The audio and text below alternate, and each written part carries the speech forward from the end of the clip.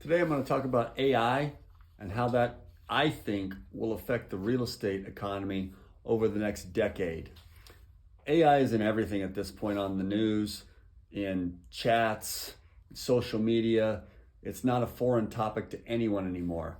I don't think a lot of people know exactly the level it's reached at this point. Some are overplaying it and some are underplaying it. So I'm going to inform you a little bit about where it's at, what it can do, and then where I think that will go in the future. So the one that's most popular out there right now that everyone's talking about is the ChatGPT.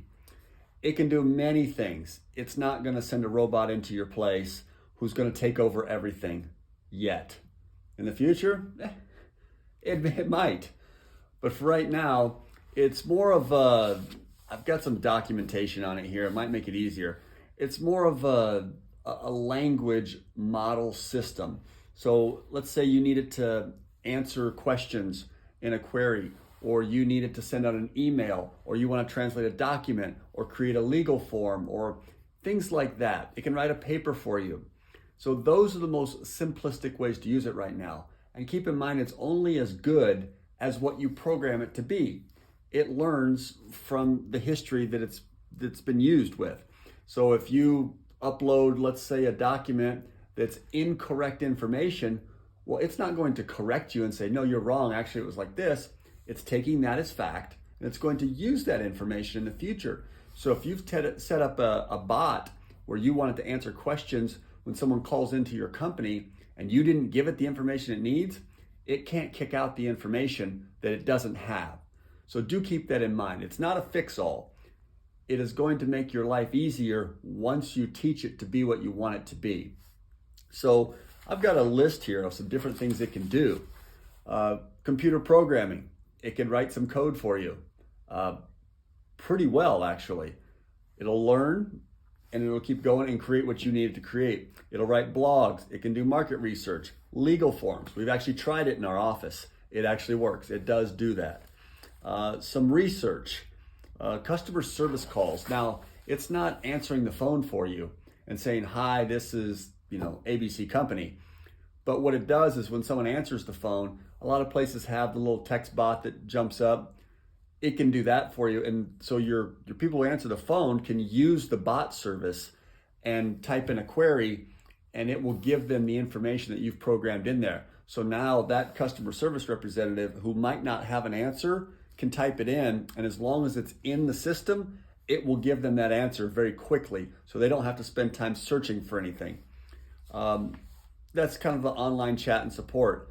HR policies, you can ask it to search things, and it will search online for you. It'll find, what might be most relevant to what your question was there. Product descriptions, I've seen that myself. It'll rewrite in very wordy, lengthy terms. Some people try to write a product description, they have problems with it. This piece of jewelry is shiny and bright. Well, this thing will write a whole paragraph on that, describing that at length.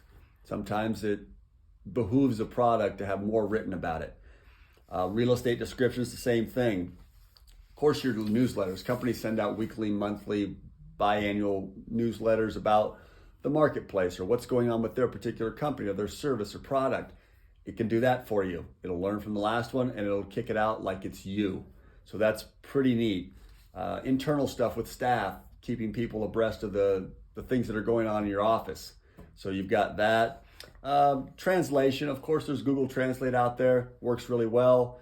This, you could turn in, let's say somebody sent you an email from overseas and you want to translate it into 5 different languages for the different people in your staff or different parts of the world that maybe your company do business.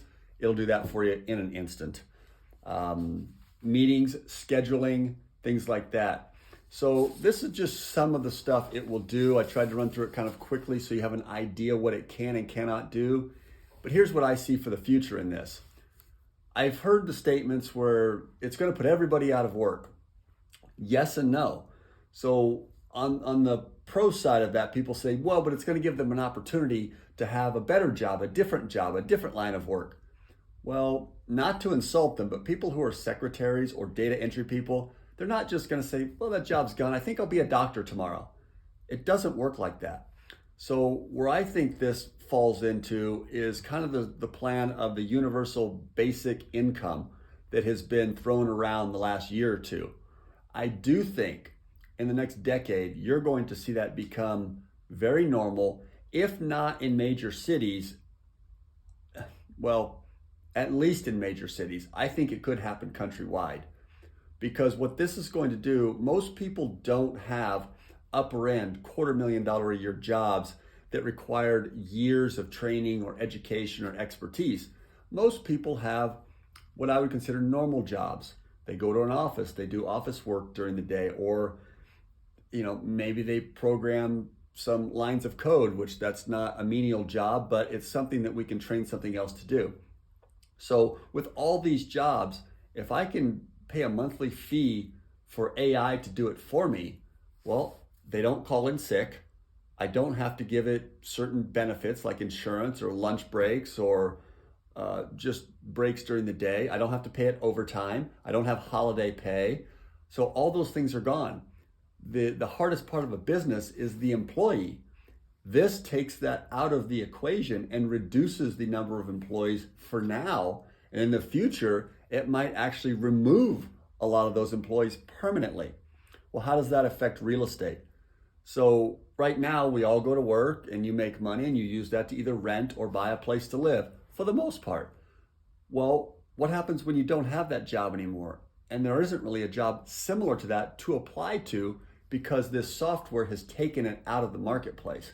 What happens to those people? They're not going to be able to afford apartments or houses, so they can start by moving in with family. And it will start like that.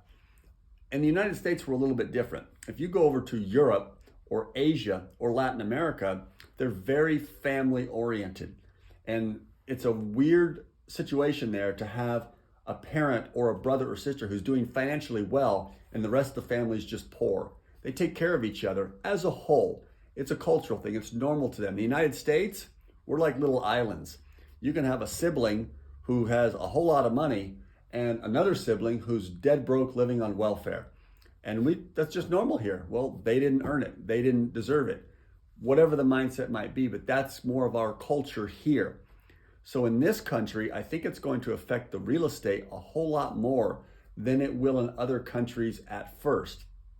Because here, the families, I don't think, are going to just band together and say, let's all take care of each other. That's not our culture. As people can't afford places to live, what happens? They have to apply for welfare. The government will have to step in. I think the idea of universal basic income, which I don't like, I'm not a fan of. I don't think you hand somebody something for nothing. You hand them an opportunity. You don't hand them free money. But they're not taking my opinion. So I think it will become a real thing.